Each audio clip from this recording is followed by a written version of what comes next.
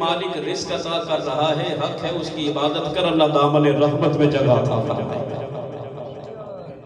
حق ہے۔ آج کل دن ہے حضرت خواجگان خواجہ معین الدین چشتی اجمیری 6 رجب المرجب آپ کا یوم وصال ہے، تو میں آپ کے حوالہ سے اسی حوالہ سے میں بات عرض کرتا ہوں۔ دلیل العارفین کے اندر آتا ہے کہ آپ کے پاس نا ملک شام سے 7 آتش پرست آگے آپ کی پوجا کرنے والے۔ آپ فرماتے ہیں جب میرے پاس آئے نا تو ملک شام میں کیا پورے طول و عرض میں ان کا ایک ڈنکا تھا کہ عبادت و ریاضت میں یعنی جو یہ آپ کی پوجا کرتے ہیں ان کا کوئی ثانی نہیں ہے۔ آپ فرماتے ہیں جب میرے پاس آئے نا تو میرے دل میں خیال آیا کہ معین الدین ان سے پوچھ تو صحیح کہ تم آگ کی پوجا کیوں کرتے ہو، وجہ کیا؟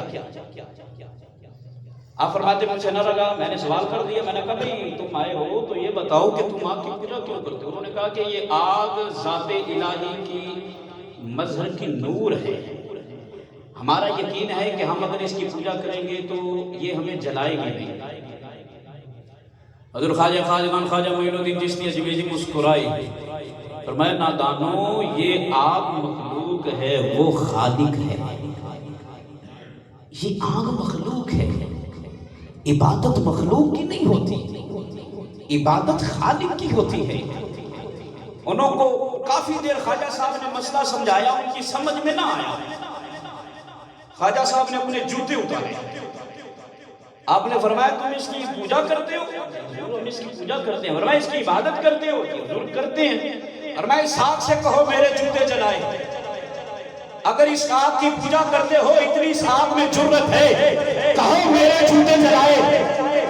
کہا حضور کیسے جلائے گی؟ فرمایا یہی تو میں سمجھانا چاہ رہا ہوں، یہ اللہ کے حکم کے تابع ہے، یہ مخلوق ہے، وہ خالق ہے، یہ میرے رب کے حکم کے بغیر معین الدین کے جوتے بھی نہیں جلا سکتی۔ یہ معین الدین کے جوتے کو جلانے تو دور کی بات ہے، جوتے کو چھو بھی نہیں سکتی۔ حق ہے بولو آگ سے، عبادت کرتے ہو اس آگ کی، یہ میرے جوتوں کو جلائے۔ کہا نہیں جلائے گی۔ بیٹا کر آپ نے اپنے جوتے آگ میں پھینکے، آگ نے چھوا بھی نہ۔ فرمایا نادانو یہی تو بات ہے، جب تک خالق حکم نہیں دے گا آگ کبھی جلائے گی نہیں۔ زور سے بولو سبحان اللہ۔ سارے محبت والے بیٹھے ہو، زور سے بولو سبحان اللہ۔ نہیں جلائے گی، میں نے کہہ دیا مخلوق ہے، عبادت خالق کی ہوتی ہے۔ ابلا مفتی صاحب نے اس عبادت کے حوالے سے بڑی تفصیل کے ساتھ گفتگو فرما دی، میں بس تھوڑے پوائنٹ دے کے گفتگو سمیٹتا ہوں۔ فرمایا کہ عبادت کرو اپنے رب کی، امام فخر الدین رازی نے لکھا۔ پھر فرمایا کہ عبادت کے بعد کیا کرو؟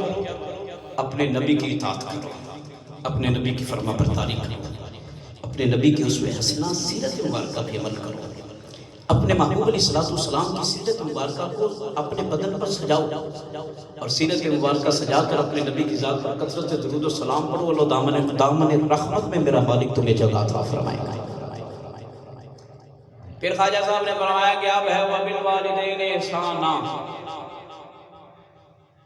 اپنے والدین سے حسن سلوک۔ اللہ تمہیں دنیا اور رحمت میں، دنیا میں بھی اور آخرت میں بھی رحمت کی چادر کے سائے میں جگہ عطا فرمائے گا۔ اور مشکوٰۃ شریف کی حدیث ہے، ان ابی ہریرہ قال رجل یا رسول اللہ صلی اللہ علیہ وسلم من احق بحسن صحابتی، میرے آقا کی بارگاہ میں ایک شخص آیا، سیدنا ابو ہریرہ رضی اللہ تعالی عنہ مروی ہے، قال رجل، ایک شخص آیا، یا رسول اللہ صلی اللہ علیہ وسلم من احق بحسن صحابتی، میرے آقا کی بارگاہ میں سوال کیا، میرے آقا نے فرمایا قال امک، حضور میرے حسن سلوک کا حقدار کون ہے زمین کے اوپر؟ میرے آقا نے مسکرا کے فرمایا تیری بوڑھی ماں ہے۔ دوسری دفعہ پھر سوال ہوا، یا رسول اللہ صلی اللہ علیہ وسلم من احق بحسن صحابتی، میرے آقا نے پھر مسکرا کے فرمایا قال امک۔ تیسری دفعہ پھر سوال ہوا، قال امک۔ چوتھی دفعہ پھر سوال ہوا، قال ابوک، فرمایا تیرا باپ بھی حسن سلوک کا حقدار ہے۔ اس کا مطلب ہے اولاد کے حسن سلوک میں باپ شامل ہے، اگرچہ کہ کچھ سارے نہیں، کچھ جبہ و دستار اور کچھ وارثان منبر و محراب نے یہ ظلم کیا، ماں کی شان تو بڑی بیان کی، باپ کو ایک سائڈ لگا دیا، ایک کونے لگا دیا۔ نہیں بابا، یہ نہیں ہے کہ ماں کو پکڑا باپ کو چھوڑ دو، باپ کو پکڑا ماں کو چھوڑ دو، نہیں، دونوں کا ذکر ہے، مطلق دونوں کا ذکر ہے کہ یہ دونوں ہیں تیرے حسن سلوک کا حقدار۔ بڑا مرتبہ ہے ماں کا، بڑا منصب محدثین شارحین نے لکھا ہے. اس کی وجہ یہ ہے کہ ماں ہے 9 ماہ گود میں اٹھانے کی تکلیف برداشت کرتی، ماں ہے پیدا کرتے وقت موت و حیات کی کشمکش میں مبتلا ہوتی، اس وجہ سے ماں کا مرتبہ زیادہ ہے. ٹھیک ہے، برحق ہے، لیکن مرتبہ باپ کا بھی کم نہیں ہے. مرتبہ باپ کو بھی رب نے کم نہیں دیا کہ یار اس سے تھوڑا مرتبہ ہے. ان عبد اللہ بن عمر، میرے مصطفیٰ کریم آقا کا فرمان جناب عبداللہ بن عمر مروی ہے، جامع ترمذی بخاری کے اندر یہ حدیث موجود ہے. دیگر محدثین نے بھی لکھا ان عبداللہ بن عمر قال رسول اللہ صلی اللہ علیہ وسلم رضا الرب فی رضا الوالد و سخط الرب فی سخط الوالد. فرمایا اگر تو اپنے رب کی رضا چاہتا ہے اپنے باپ کو راضی کر، اگر تو اپنے رب کی رضا حاصل کرنا چاہتا ہے، کیوں یہ اصول ہے، اگر تو چاہتا ہے پتا کر لے کہ میرا رب راضی ہے کہ نہیں ہے. فرمایا اپنے باپ کا چہرہ دیکھ لے، گھر میں بیٹھے بوڑھے کا چہرہ دیکھ، اگر تجھے چہرے سے پتہ چل جائے میرا باپ مجھ سے راضی ہے، میرا باپ مجھ سے پیار کرتا ہے، میرا باپ مجھ سے محبت کرتا ہے، میرا باپ میرے کردار سے راضی ہے، میرا باپ میری گفتار پہ راضی ہے، میرا باپ میری سیرت سے راضی ہے، میرا باپ میری خدمت پہ راضی ہے، تو سمجھ جا اگر گھر میں بیٹھا تیرا پورا باپ راضی ہے تو سمجھ جا عرش والا مالک بھی راضی ہے، عرش والا خالق بھی راضی ہے. اگر رب کی رضا چاہتا ہے گھر میں بیٹھے باپ کو راضی کر. فرمایا باپ راضی ہے، سارے جہاں میں عزتیں ہیں، اللہ بھی راضی ہے. جب اللہ راضی ہوگا اللہ دنیا میں بھی عزتیں عطا کرے گا، اللہ مرنے کے بعد بھی محمد کے قافلے میں جگہ عطا فرمائے گا. ماشاءاللہ ماشاءاللہ. ایک تو راضی بسم اٹھانے میں رب راضی نہیں. اگر گھر میں بیٹھا باپ تمہیں ترس رہا ہے، لوٹے لہرانے میں رب راضی نہیں. اگر گھر میں بیٹھا باپ ترس رہا ہے، ابا یزید بستامی سے پوچھو کہ تو نے اتنا بڑا مقام کیسے پا لیا ہے. فرماتے ہیں اللہ کی قسم میں نے اپنے ماں باپ کی خدمت کی کوشش پوری کی تھی. 12 سال خراسان کی. یہ آج ہر بندے کے لیے میں یہ موبائل یہ ہر بچے کے ہاتھ میں سہولت آ گیا. کبھی جا کے ریسرچ کر لینا کہ خراسان کے جنگل اب کیسے. تو میں نے خود ریسرچ کیے خراسان کے جنگلوں کے حالات کیا ہے. آج ہر ایک ملک کے پاس سہولتیں ہیں، پھر بھی خراسان کے جنگلوں کی طرف جانے کی کوئی کوشش نہیں کرتا. صلاحیتیں ہیں، سہولتیں ہیں، لیکن پھر بھی کوئی خراسان کے جنگلوں کی طرف منہ نہیں کرتا. پھر اندازہ لگاؤ اس وقت کیا مرحلہ ہوگا جب با یزید بستامی نے 12 سال دن رات خراسان کے جنگلوں میں بسر کیے تھے. کیسے ظالم تھے. آپ فرماتے ہیں 12 سال جو تلاش کرنے نکلا تھا، رات کے ایک لمحے میں رب نے مجھے میرے گھر سے ہی عطا فرما دیا ہے. جاؤ خدمت کرو ان کی. کیا ہماری گنگا الٹی چل پڑی ہے؟ باپ گھر میں خدمت کو ترس رہا ہے، بیٹا مرشد کے در پہ جا کے جھاڑو دے رہا ہے، نفی نہیں کر رہا میری مریدی کی. اس سے بڑا پیر تو میرا باپ تھا. اس کو کس حال میں چھوڑا ہے؟ اس کی خدمت کی ہے. ماں ہے گھر میں پیاسی، راستے دیکھو ہی بیٹوں کے،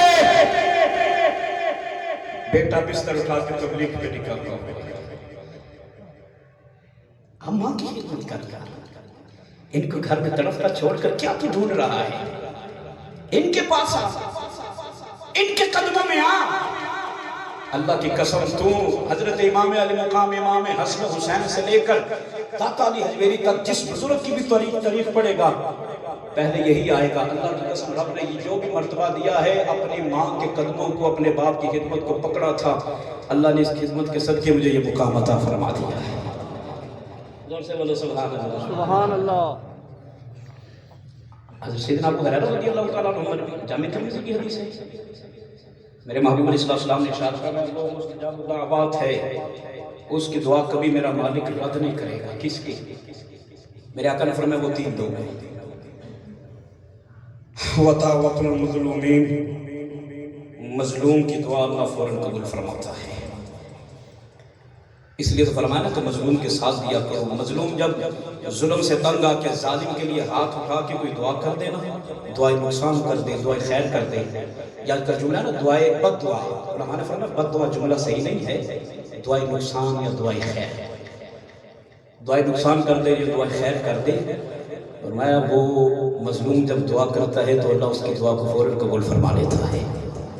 وَدَعْوَةُ الْمُسَافِرِ، مسافر جب سفر سے نکلنے سے پہلے دعا کرے. مسافر جب شرعی تقاضے سفر کے جو ہوں نکلے، محدثین نے شارحین نے اس کی شرح میں لکھا ہے کہ جب شرعی تقاضوں کے سفر پر نکلے جو بھی دعا کرے اللہ اس مسافر کی دعا کو بھی شرف قبولیت عطا فرماتا ہے. تیسرا قوم ہے، میرے آقا علیہ الصلوۃ والسلام نے ارشاد فرمایا وَدَعْوَةُ الْوَالِدِ عَلَى وَلَدِهِ، بوڑھا باپ جب اپنی اولاد کے لیے ہاتھ اٹھا کے سسک سے ہاتھ سے کپ کپاتی آواز سے جب رب کے بارگاہ میں دعا کرے تو اللہ باپ کی اولاد کے حق میں کی ہوئی دعا کو بھی شرف قبولیت عطا فرماتا ہے.